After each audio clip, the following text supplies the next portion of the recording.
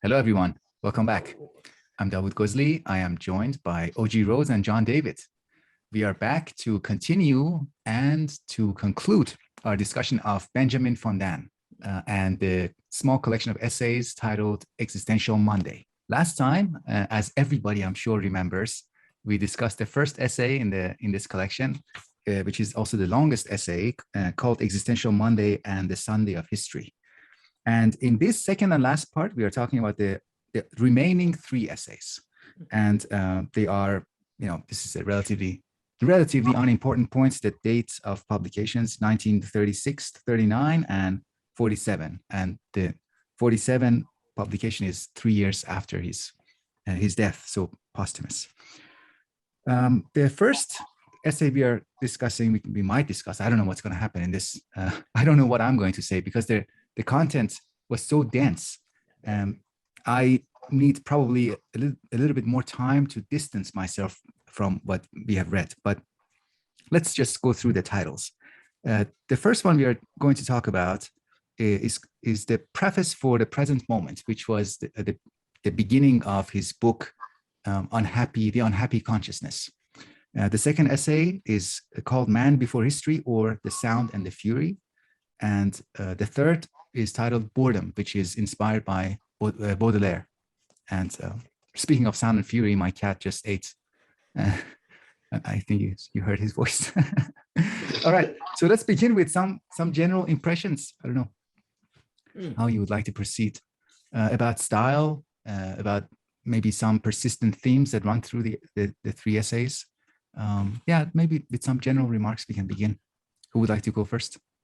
I'll say I'll sort of expand on our little we have a couple of minute talk before we actually formally start rolling the camera. And I had mentioned that some of the essays are a bit more dense, and Daniel used the word prophetic than others. And I think that's a very, very good description.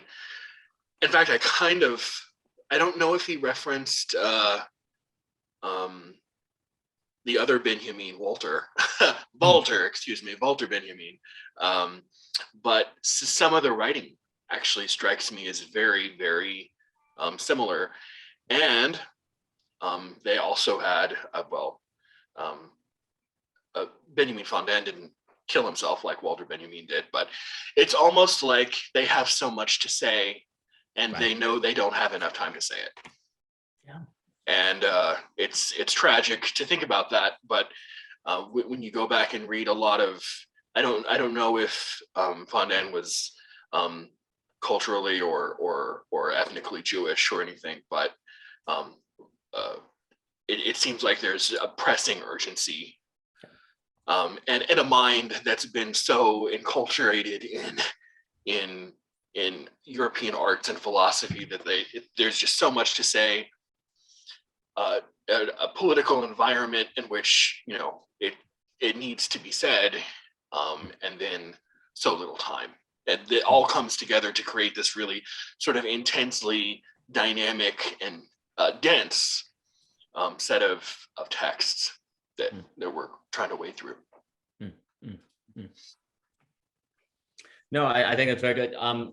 Some of the essays have more of a kind of philosophical argument structure where it's saying if A is B, then B is C, and so on and so forth. But sometimes thinking does not begin until it has its attention drawn to something. And so you need that prophetic voice to go, hey, everyone, boredom's a problem.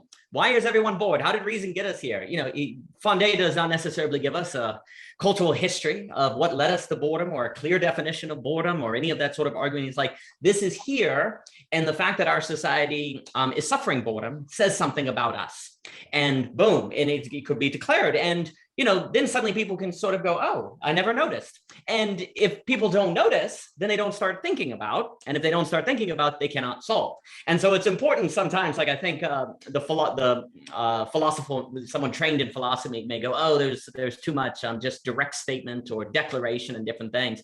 Well, if you don't have anyone in the society doing that, then you may never even think about that topic because there's no one who ever began the process of thinking and taking these issues seriously. So it's important to see. And obviously, Mr. Fondane can do both because he's exhibited that in his philosophical essays. It's like, why in the world, Dostoevsky is a good guy. I always reference Dostoevsky, but he's a good example of someone who's not trained in philosophy, but he has enough philosophical interest in things that he's exploring in, say, The Underground Man, that it starts.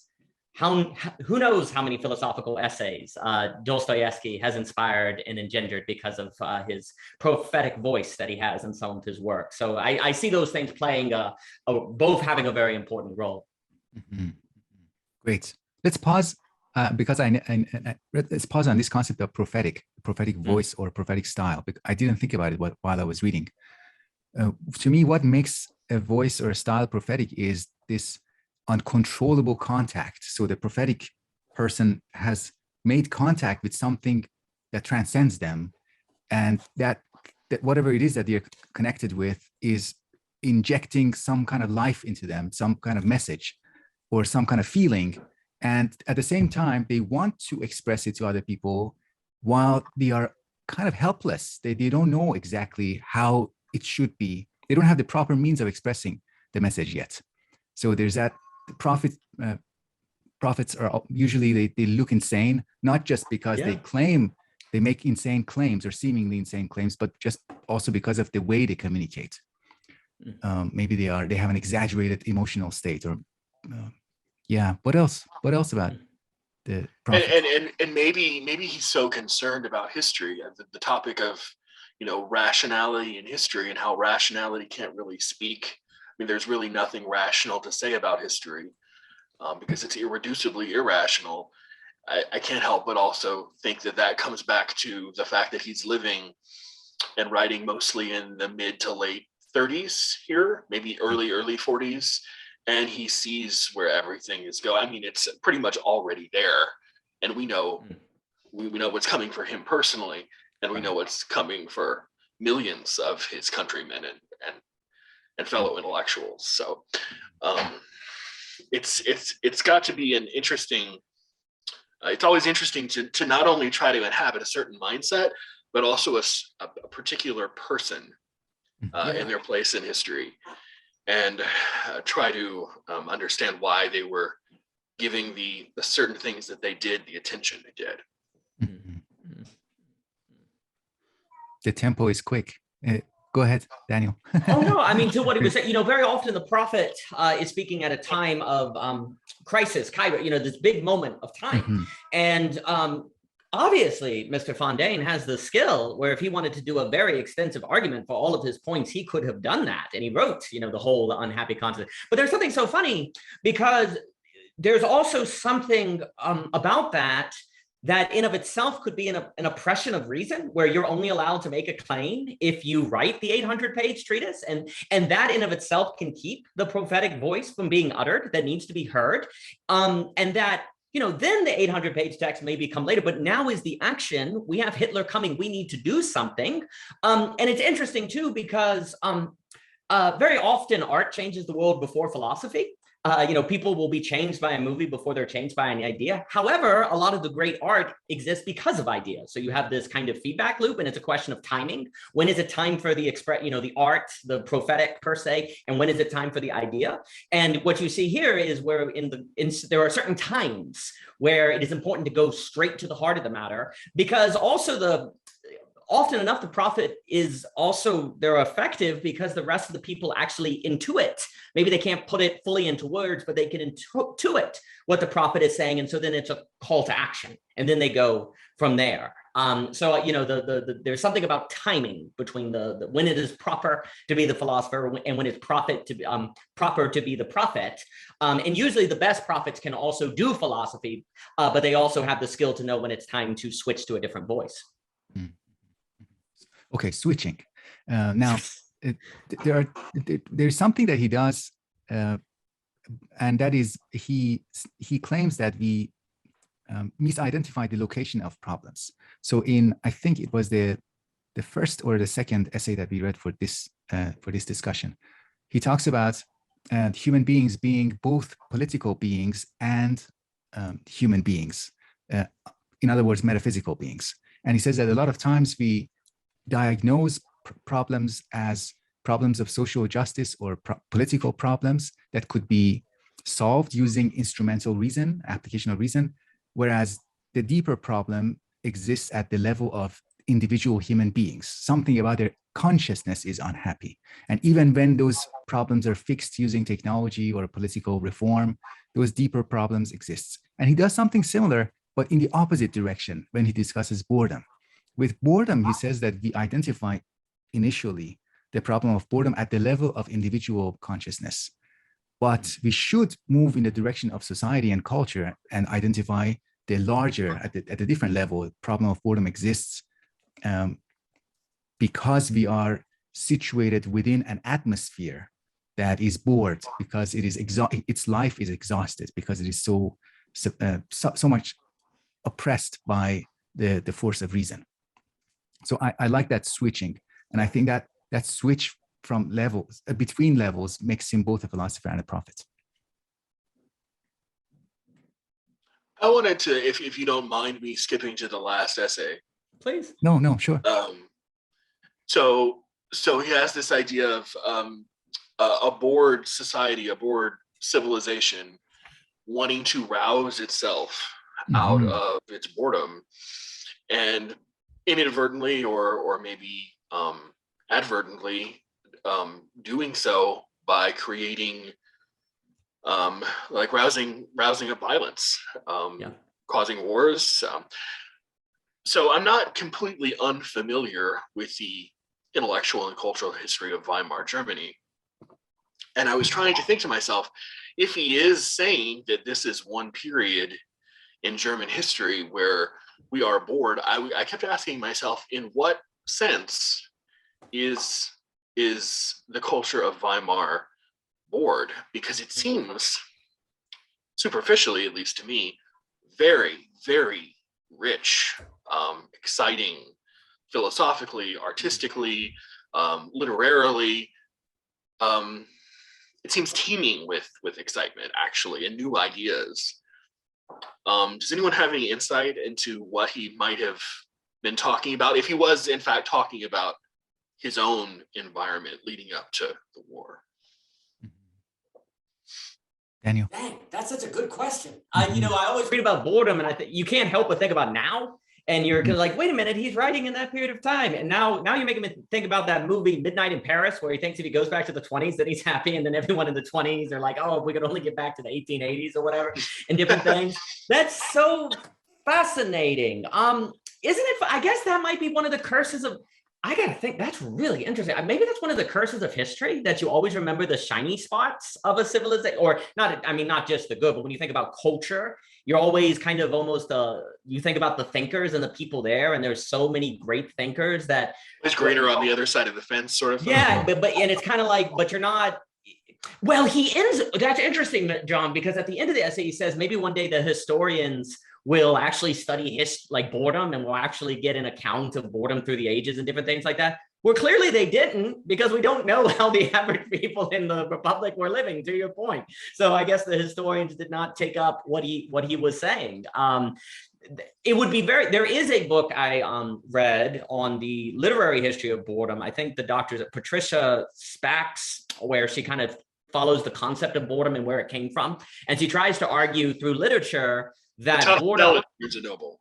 What's that? It's a tough sell at Barnes and Noble. Yeah, I tell you what, it's like boredom. It's like, history of that's boredom. what I want. Yeah. I want the book called Boredom. Yeah, that's going to be good. But she basically wants to argue that boredom kind of must be a social construct. It's not really an emotion we see naturally occurring in human beings. They don't think, when it does, they think of it more like, oh, I need to go to bed, like something more like it's time to sleep or something. But a concept of boredom, she kind of shows is distinct from that. It has something to do with the existential, and he certainly ties it to, if I recall correctly, metropolitan. The more the city develops, the more that you have the metropolitan, because there's this weird thing that occurs where you have the most excitement there, but then simultaneous, you have a big movement of boredom, because then that excitement is not as exciting as people think when they get it, and so then it doesn't work. But the people who are actually creating it can still be fine because they still have a project, but you can have this weird double action that occurs in metropolitan. So that's all. I've never examine the people. That's a really interesting question, but I think about that. That's the first thing that comes to mind. Mm-hmm. Yeah, that's great. That sounds very plausible. If I try to make sense of it, I'm doing something that goes against Fondane's. He advises against coming up with laws of history that then deterministically explain things that happen as a result of cultural boredom. But having said that, I think having that kind of cultural abundance can cause boredom, as Daniel said, because we have too much and too much experience, too much entertainment, and too much mechanisms of making sense. Sense making is a very, very fashionable phrase in our time too. Yep. Sense making projects. If things make sense to us, then we probably are more inclined to be descriptive, to describe things rather than be normative and talk about good and bad. And he says that reason and technology allow us to get rid of evil, but the moment we get rid of evil, good also disappears. And this vacuum, this void, and its experience of it, this implicit experience of the void, despite all that cultural production and creativity, is something that then we unknowingly react against destructively because we can't handle that void. And I was reminded of something that Daniel has referred to during our discussions in the past, and that is Arendt's banality of evil. Yeah. It helped me make sense of that reading this essay, the banality of the evil of banality, the evil that can arise out of our inadequate understanding of what boredom is, what banality is, what it is to feel that void in life. Yeah, but I'm not sure if my understanding is adequate. Yeah. Sorry, go ahead, Daniel. No, please, John, please. I don't want to go into this too much because I just thought of it 10 seconds ago, but it's interesting how sometimes the things that you read dovetail when you read them together. And I made a video about what I was going to be reading a few weeks ago, and I talked about George Bataille's The Accursed Share, Volume 1 of The Accursed Share. And it's basically a work of theoretical economics, but he takes the idea of economics not from scarcity or from dearth, which is where we get ideas of classical liberal economics, but he looks at the economics of too much. Think about a plant and sunlight. There's only so much sunlight that plant can use. What happens and there's only so much sunlight that the entire earth can absorb. What about the extra? There's only, think about the act of,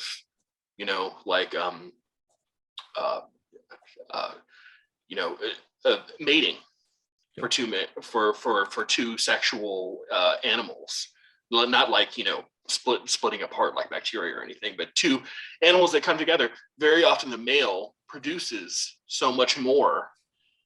I mean, millions of times more that's ever used. What is going on here?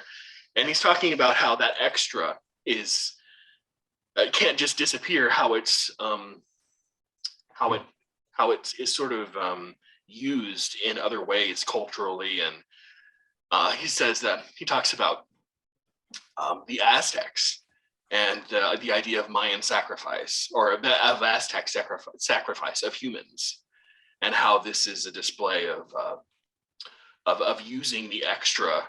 And he talks about potlatch too, the idea of destroying your own wealth to show superiority or power or influence over others.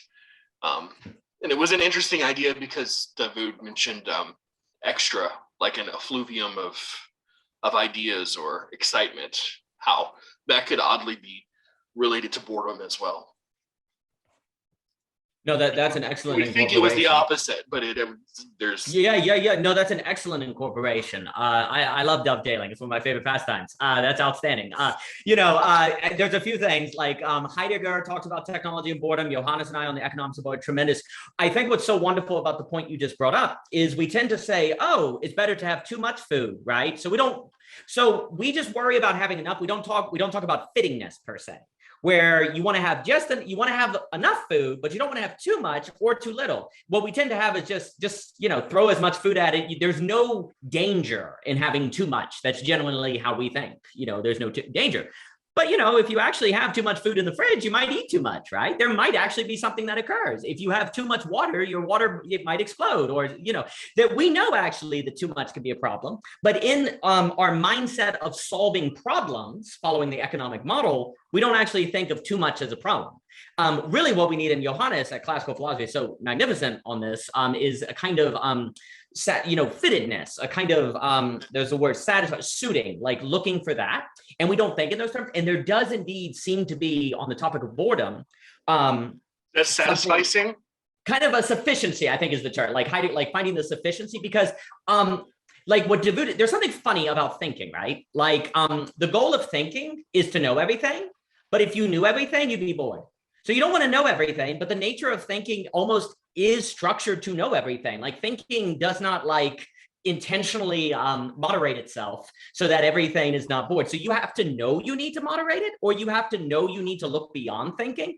Like, for example, thinking is only going to bring to your attention what is in your immediacy, like what's right here. And if I was convinced to only worry about what was right here, it wouldn't be long before I got bored, right? Because I would eventually figure everything out in this room. So in order to escape boredom, I just have to know beyond my immediacy, say beyond that door, that there's another world out there. Likewise, when I get bored, I have to say, well, there are books I haven't read. Oh, there are people I haven't met. Like I have to remind myself beyond my immediacy, which is an act that is non-rational, to use that language from last time. To remind myself that there is a world beyond my immediacy is not something that rationality will bring to me, because rationality will only bring me my immediacy, what is contained in my immediacy. And so there has to be a knowledge I need to go beyond that, and that therefore it is not fitting for me to only think in terms of the immediate, right? Mm-hmm. So I think what you're getting at, John, is like thinking of an economics of what's fitting, to think about like what is fitting for rationality. It's a different kind of language, where instead of saying, oh, I want to know everything, you instead say, oh, I want to know what is fitting, what is sufficient, what I need to keep going, or you're going to end up in boredom, which would be where you go too far into a kind of excess. So I think, John, the language of like kind of fitting, sufficient, that I think is part of the equation. Mm-hmm. Mm-hmm. Wow. Yeah, I would agree with you. I would agree with you that we should be careful about the limits of reason. We should adopt this unconditional idea of the principle of sufficient reason, or principle of sufficient philosophy. And I think that the existentialist thinkers, including Fondane, want to emphasize that even the immediate surrounding, our reason cannot exhaust, cannot grasp fully. Because let's say, for example, I'm like handling this bookshelf behind me, and I put too many books in the bookshelf, and suddenly it falls. And I'm so shocked by that, even though the bookshelf is part of my immediate surrounding, but I did something, or something happened that I'm suddenly, things are out of control, or things are unpredictable for me. So my concept of the bookshelf and books and the weight management of the bookshelf, that the concept suddenly revealed itself to be inadequate. So I think part of the principle of sufficient philosophy, or principle of sufficient reason, is that reason wants to maybe not necessarily truly grasp everything, but at least produce the appearance of its sufficiency by giving us concepts that for the time being make sense of everything. But there's no guarantee. If we think carefully, if we take existentialists seriously, there's no guarantee that our concepts are going to be successfully operating in the future. So that means, to link it to another essay, that there are exceptions, that in fact Fondane says, following André Gide, that we are playing a game. This life is a game in which everybody is a cheater. And what is a cheater? Including ourselves, including the person who announces that everybody is cheating at this game. A cheater is somebody who doesn't follow rules, who doesn't conform to the concepts, to abstract concepts, and lives as an exception. And reason, when it does its job wrongly or excessively, it goes too far and denies the exceptional nature of living beings. Or in other words, we can say it denies what is living in them and what is capable of becoming an exception, becoming excessive in relation to our concepts.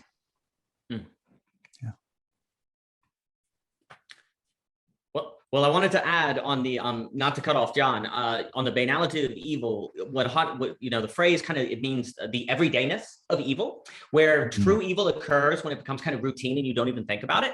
And the problem is that you now exist in an age where the everydayness is defined by a boredom. So there's a double action in the phrase, where, you know, evil really occurs when it becomes routine, but then it can even be more intensified if there's a boredom to it, because then you want to, almost in some of the stuff that Fondane is saying, where you want to have something occur, you can make it even more extreme. So there's a double action there. Second, there is kind of a joke where when we talk about immediacy, it's almost like a hologram. It's not even the full world. Like when you take in the immediacy of the bookcase, you actually take in like a low res impression. Most immediacy is impression. And if actually we went beyond immediacy as that term, phenomenological term, to the like really see the object, then that itself would be an escaping from industrial instrumental rationality. So you have kind of a double possibility to really take in the object and also to be aware of there's something bigger than yourself, or your kind of those different things. So the double action. And I do like, and then I'll pass it to John. The exception stuff is quite interesting, because in that phrase where you're like, it kind of reminds me of the liar's paradox, where true or false, this statement is false. You know, it's either way. So likewise, if you say, well, you know, everyone's a liar, including me. Well, then how do you take that phrase? That phrase is only meaningful if the speaker is outside of the phrase, which then means that kind of all statements, you are excluding the person speaking it, really, or there can be this kind of, and then the question is, what do you as the speaker do with that power? Right? Like, do you use it for good? That kind of exceptional nature. And that's a little vague, but there's something there that's I find very interesting. So I've got a question. I'll piggyback on the bookshelf question, and it sounds like a profound question, but I promise you it's rather actually naive. Can reason enunciate what it's trying to hide? So when you overload the bookcase or do whatever you do to offset its weight, and you see the books collapse, what is it in that moment that you've learned that you didn't know before? What have you learned about your surroundings? What exactly does reason fail to exhaust? Does that make sense? Yeah, sure. Maybe it is the propositional relationship between the concept, the books, and the bookcase, that the books can go on the bookcase, and that's it. That's the proposition. And the material that I have here conform to that proposition and must confirm the statement. The books must, go into the bookcase, or the bookcase can hold the books. And I agree with Daniel that the immediate experience that I have, that immediacy is mediated through my concepts and through my my grasp of those concepts and how I grasp the material with the concepts. And when the bookcase falls, I realize that there is more to that, to this environment, to these objects than the propositions. Because I think we think about concepts in terms of the propositions that are attached to those concepts. So the concept of the bookcase, if I don't have the possibility of it falling, then my conception of the bookcase, my understanding of the bookcase is incomplete. So I realize that my concept is incomplete when it falls. Is it sort of related to the idea that, at least for the average person, you have this psychological idea of we can only take in so many perceptions at once, and then you reach sort of a plateau where you are at the height of your ability to be able to perceive your environment, and there's no there are sort of people who get overstimulated by their clothes, who they have to wear very, very, very loose clothes, because just the idea of wearing, not the idea, but of wearing a shirt will actually like mentally agitate them or something. Is that kind of like you just can't take it all in? Is that kind of what you're? What you describe is, I don't know, Daniel, what do you think? No, it's a marvelous question, because so you have this paradox, this old problem, the map isn't the territory, right? Where if you had a perfect map that had every detail of a territory, you actually couldn't use it because it would be so confusing, because there'd be so much information on it. So for a map to be useful, it can't be a perfect replication of the territory, but that means the map becomes useful the more it is wrong, or it fails to accurately represent. And the brain seems to do something similar. It seems to be more interested in the business of finding a map that is close enough to the territory that if you follow it, you won't get, in a mistake or end up where you don't want to go, but not so similar to the territory that you couldn't use it because it is so complex. Well, that means there's a break between the map and the territory where problems can emerge, right? And the idea, so I like to call the break between the map and the territory, I like to call it the Girdle Point, like Kirk Gödel's incompleteness theorem. Okay, so the Girdle Point, where there's this break. And I would actually argue a lot of the most interesting thinking in philosophy today and psychoanalysis actually kind of center on these Girdle Points, these kind of Freudian slips, these paradoxes, ironies, these breaks between what we think and what is actual. And another thing to associate this with is Heidegger had this idea of a doorknob, and he's like, hey, you ever look at a doorknob? And he's like, I bet you don't. When you look at a doorknob, when it breaks. Only Heidegger would ask. Yeah. They're just like, hey guys, I just had a question. Yeah, ever look at a doorknob, guys? Yeah, ever look at a doorknob. And he just makes this point where he's basically like, oh, it's hilarious. He's basically like, you never notice a doorknob until it breaks. That's when you notice it. Likewise, you don't notice there's a difference between your ideas and the world around you until the ideas don't fit.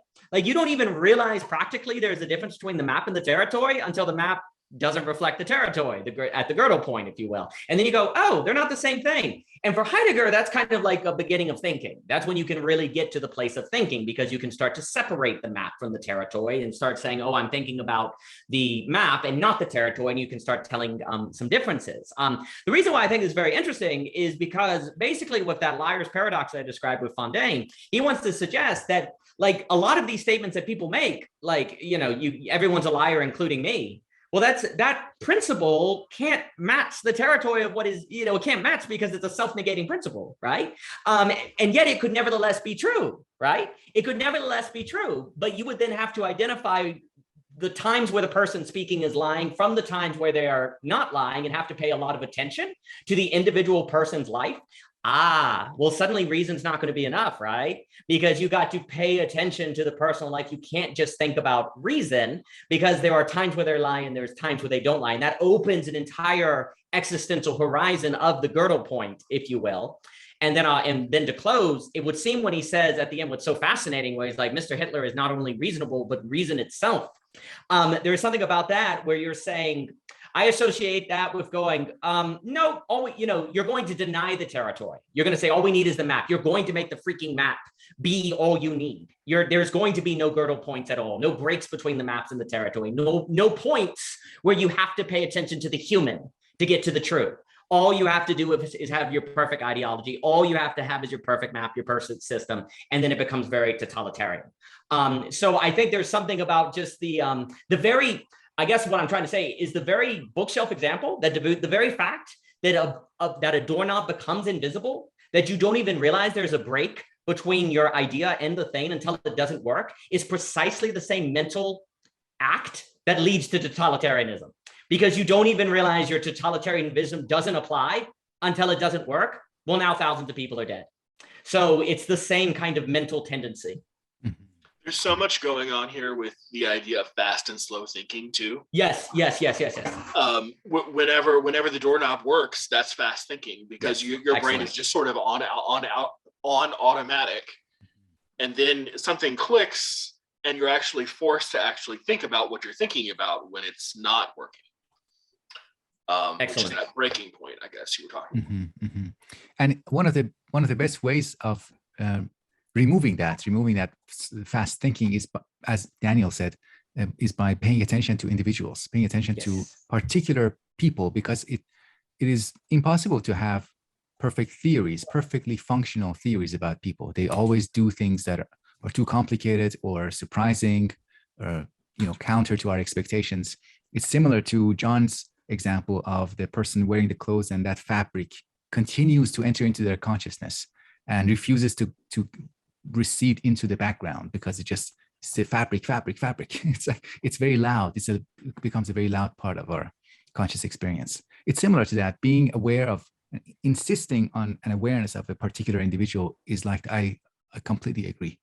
That's why having close people, close friends, relationships, for that reason, it is important. Keeps us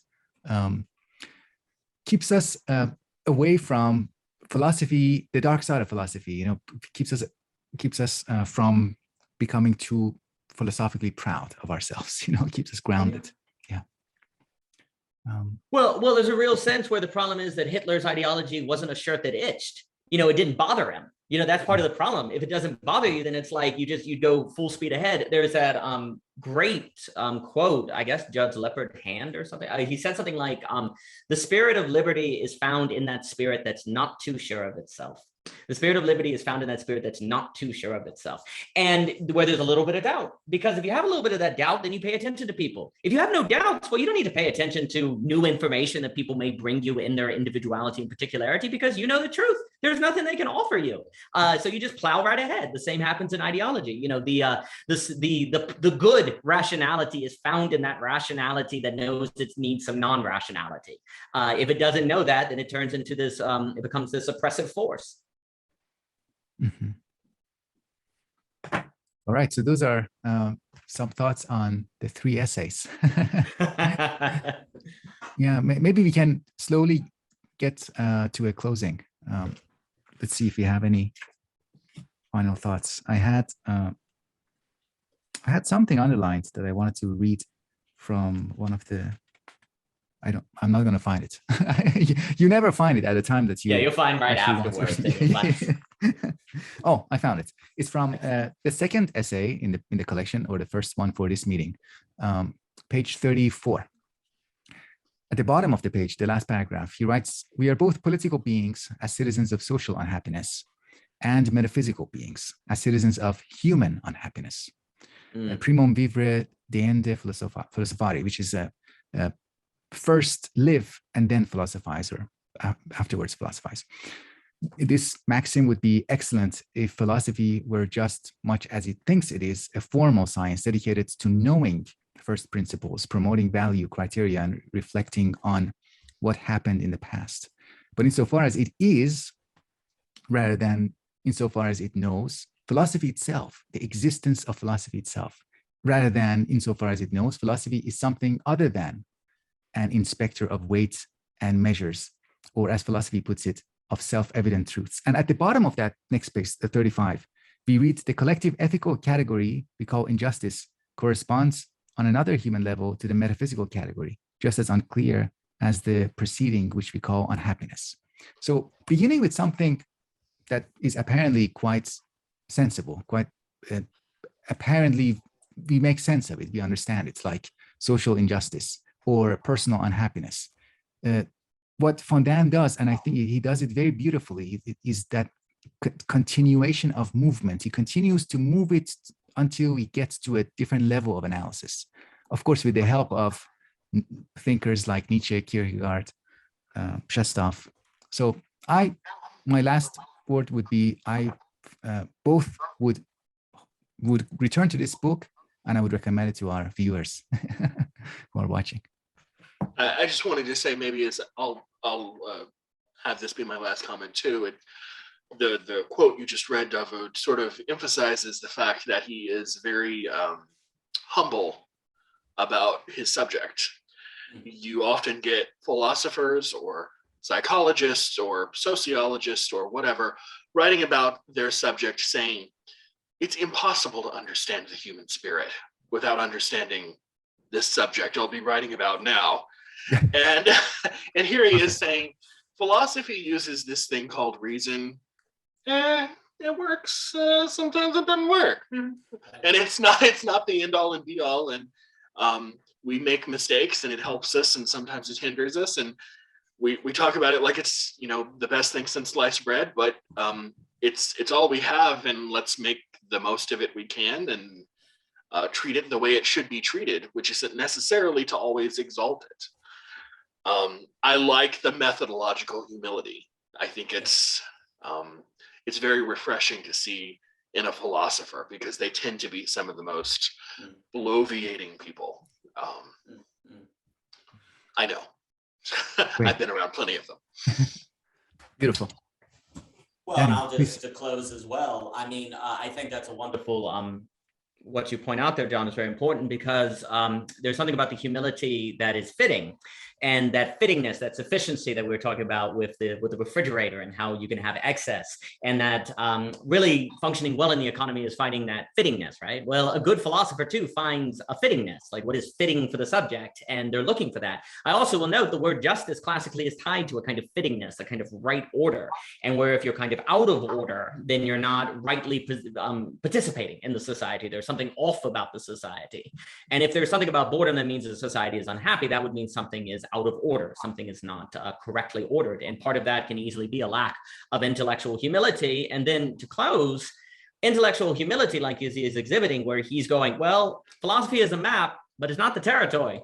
And it can't be the territory without being totalizing and destructive like a Mr. Hitler, which is a humbling act. But in that very act, that means there's something more than the map. That means there's something more to do. And that of itself can inspire one to escape boredom, because there's a whole territory out there that opens up. And that's why I do think one of the great cures to boredom is, in fact, humility. Beautiful. Thank you so much. Thank you, John. Both. Thank you, Daniel. And looking forward to our future. Do we want to announce what thinker we are turning to next? Well, I guess our next talk will be about it. So yeah. We were there. So it's your choice, Daniel. Tell everyone. Hanging on the cliff. All right, everyone. So next we're going to be doing Isaiah Berlin. We're going to go after Mr. Isaiah Berlin, who I think is a wonderful thinker, very extraordinary on all sorts of different subjects. We're going to start with the famous Hedgehog and the Fox, which I love. Go into sort of after that the 4 different kinds of liberty and so on and so forth. So we're going to start an adventure on Mr. Isaiah Berlin. Sounds great. Looking forward to it. Excellent. Bye, gentlemen. Thank you, gentlemen.